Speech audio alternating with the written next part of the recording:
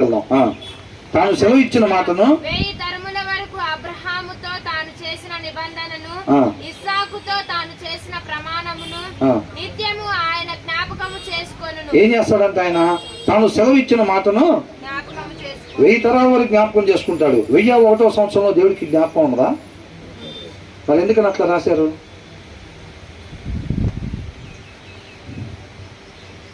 ఎందుకని అట్లా రాశారు?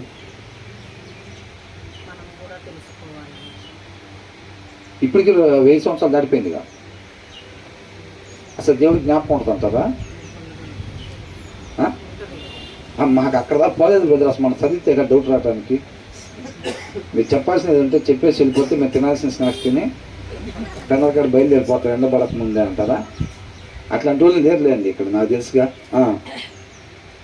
ఏంటంట తాను సెలవిచ్చిన మాటను 1000 తరముల వరకు, అంటే యూదుల భాషలో 1000 అనేది దేనికోసం వాడతారంటే ఎప్పటికీ అనే దానికోసం వాడతారు. వాక్యంలో బాగా ఇన్వాల్వ్ అయినట్టుంది. కళ్యాణకి నీళ్ళు కూడా వస్తున్నాయి కదా, దానికి కదా. అదైతే మాత్రం మంచిది. ఏంటంట తాను సెలవిచ్చిన మాటను 1000 తరముల వరకు. యూదులు అంట దేనికి వాడతారంట? ఈ 1000 తరాలు అనేది దేనికి వాడతారు? ఎల్లప్పటికీ అనే దానికోసం వాళ్ళు 1000 తరాలు అనేది వాడతారు. ఈ మాట లోపలికి వెళ్ళిందండి. అటు ఇటు చూస్తా విన్నారా? 1000 తరాలు అనేది ఏంటంట? ఎల్లప్పటికీ అనే దాని దగ్గర 1000 తరాలని వాడతారు. కాబట్టి తాను సెలవిచ్చిన మాటను అబ్రహాముతో తాను చేసిన నిబంధనను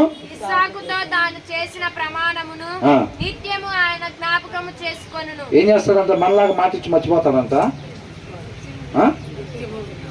నిత్యము ఆయన చూసారండి. ఇక్కడ ఉందా? అక్కడేమో పైన 1000 తరముల వరకు జ్ఞాపకం చేసుకుంటా అన్నాడు. కింద ఏమని ఇచ్చాడు? నిత్యము జ్ఞాపకం చేసుకుంటాడంట ఆయన. ఆయన మాట ఇచ్చింది. ఏమి ఇచ్చాడు ఇంతకీ? అబ్రహాంకి ఏమి ఇచ్చాడు చెప్పండి అసలు? అబ్రహాంకి గారు నిత్య జీవం ఇచ్చింది. ఎవరికి ఇచ్చాడు? అబ్రహాంకి అసలు ఏం చెప్పాడు? ఏం వాగ్దానం చేశాడు? చేస్తాను అన్నాడు. ఇంకా కుమారుని ఇస్తానని చెప్పాడు. కుమారుడు విషయం గట్టి గుర్తుపెట్టుకుంది తల్లి. నిత్య జీవాన్ని ఇస్తానన్నాడు. అబ్రహాం తీసుకొచ్చి ఒక ప్రదేశాన్ని చూపించాడు. నీ సంతతి వారు సూర్యుడికి చెప్పాలి.